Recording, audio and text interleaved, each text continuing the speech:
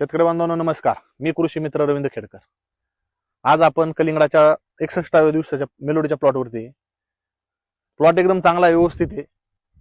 Video बनवतोय wilting या प्रॉब्लेमसाठी. ह्या प्लॉटला कसली विल्टिंग नाही किंवा काय नाहीये, पण एक शेतकऱ्यांना ही कलिंगडात मोठ्या प्रमाणात अडचण येणारी विल्टिंग.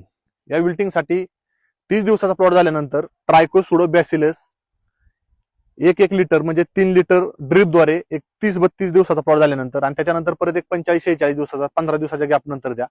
आणि सेम ट्रायकोसुडोन बॅसिलसचा 30-32 दिवसाचा प्लॉट झाल्यानंतर पहिला स्प्रे वरून 100 ml 20 लिटर पाण्यासाठी ट्रायको, 100 ml 20 लिटर पाण्यासाठी सुडो आणि बॅसिलस हे तीनचा स्प्रे करून एक 30-32व्या दिवशी वरून स्प्रे आणि सेम परत एक 45 ते 50व्या दिवशी दुसरा स्प्रे.